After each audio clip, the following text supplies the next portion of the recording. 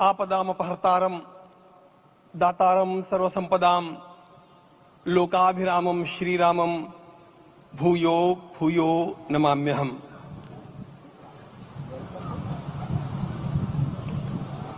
आज अंतःकरण अत्यंत उल्लास से, समाधान से और कृतज्ञता से भरा हुआ है। हमारा संपूर्ण राष्ट्र और पूरा विश्व भी आज भगवान श्री राम की प्रतिष्ठा से आलोकित होने का पर्व आरंभ हो चुका है।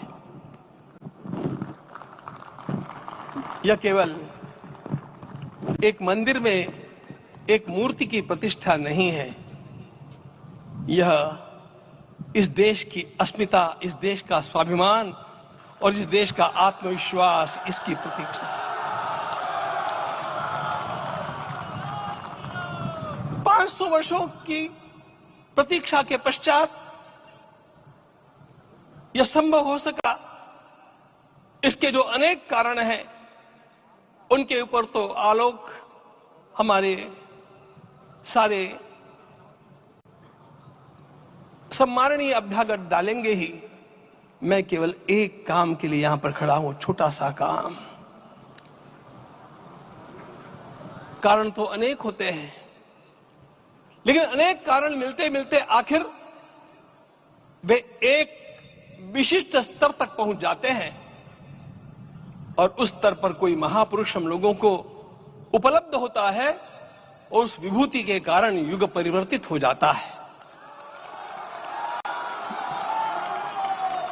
इस प्रकार का परिवर्तन लाने के लिए अपने जीवन को साधना पड़ता है और इस प्रकार जीवन साधने वाले हमारे इस देश की परंपरा के अनेक महान रत्नों में आज हम लोगों को समय की आवश्यकता, युग की आवश्यकता, सनातन के अंतःकरण की आवश्यकता के रूप में हमारे सम्माननीय प्रधानमंत्री जी प्राप्त हुए हैं।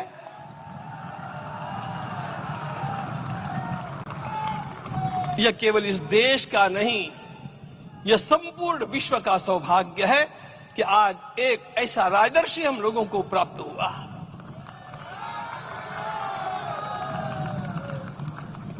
आपके मंगल हाथों से आज प्रतिष्ठा होने की बात थी, वह स्वाभाविक भी था, वो होना ही था मित्रों।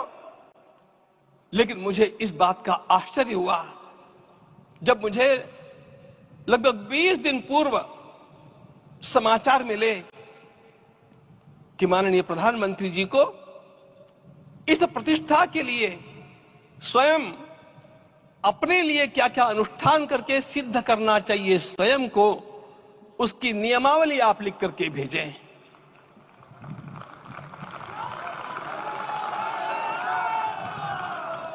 जिस प्रकार का हमारे देश का राजनीतिक माहौल है, कोई भी आकर के किसी भी समय कुछ भी कर्म करके चला जाता है, वो उद्घाटन हो चाहे पौधारोपण हो चाहे कुछ भी हो, लेकिन उसके लिए मैं अपने को सिद्ध करूं, इस प्रकार की भावना कहां होती है?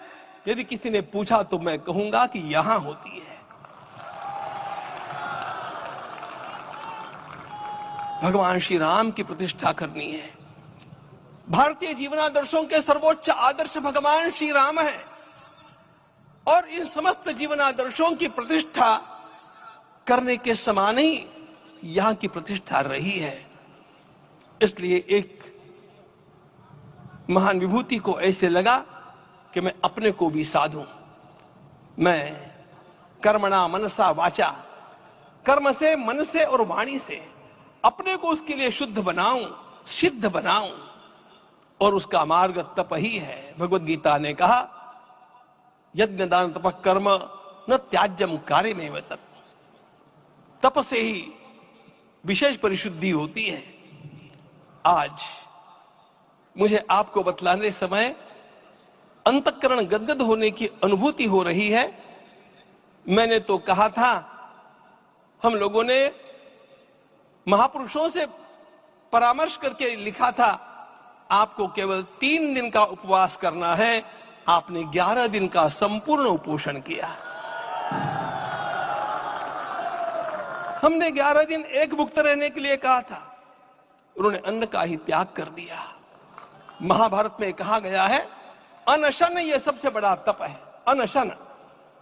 और उसको उनके जीवन में साकार होते हुए मैंने केवल देखा नहीं, मैं थोड़ा तार्किक हूं।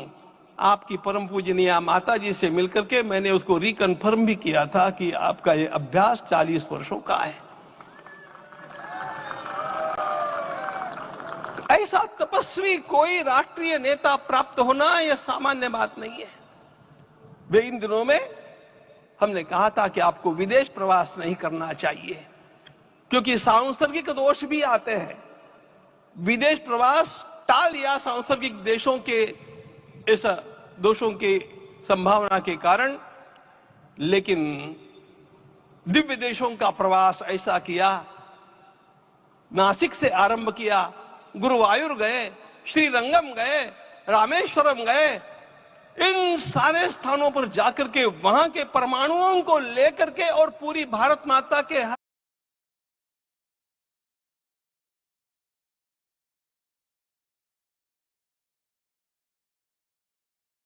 क्राइम स्पॉट पे भूमि शयन कर रहे हैं। इस कड़कड़ाती ठंड में इस प्रकार का शयन करना, मित्रों, ब्रह्मा जी ने सृष्टि को निर्माण किया। उस समय उन्होंने एक शब्द को सुना था। भारत की संस्कृति का सबसे मूल शब्द है तप, तप इति। हमारे पूज्य गुरुदेव के गुरुदेव परम गुरु कहा करते थे, कांची के परमाचार्य जी महाराज, तपश्चर। मैं जब भी उनसे मिलता था वे कहते थे तपश्चर। आज तप की कमी हो गई है और उस तप को हमने साकार आप में देखा। मुझे इस परंपरा को देखते हुए केवल एक राजा याद आता है जिसमें यह सब कुछ था, और उस राजा का नाम छत्रपति शिवाजी महाराज। छत्रपति शिवाजी महाराज। मित्रों, लोगों को पता नहीं है शायद, वे स्वयं जब मल्लिकार्जुन के दर्शन के लिए श्रीशैलम के ऊपर गए, 3 दिन का उपवास किया, 3 दिन शिव मंदिर में रहे, और महाराज ने कहा कि मुझे राज्य नहीं करना है, मुझे संन्यास लेना है। मैं शिव जी की आराधना के लिए जन्मा हूं, मुझे संन्यास लेना है, मुझे वापस मत ले जाइए। इतिहास का वो बड़ा विलक्षण प्रसंग है।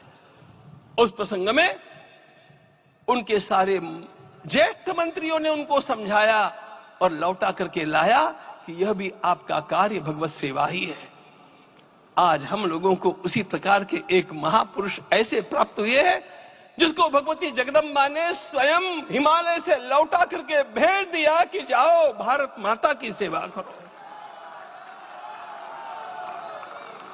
तुम्हें भारत माता की सेवा करनी है।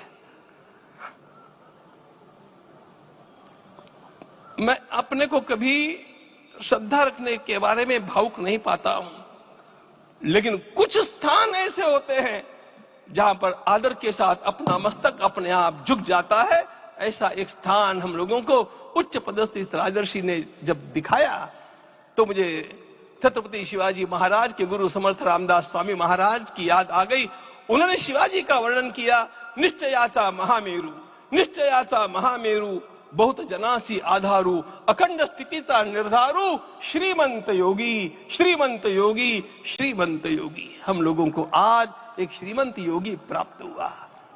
आज मैं यहां पर केवल इसलिए खड़ा हूं कि इतने तपस्या के पश्चात इन सारे महात्माओं की अनुमति लेकर के और उनके आशीर्वाद लेकर के उनका यह तप पूर्ण करने के लिए, उसकी सांगता के लिए उनको चरणामृत दिया जा रहा है। आप सबकी सहमति हो तो आप सब लोग ओंकार का घोष करके मुझे सहमति दें।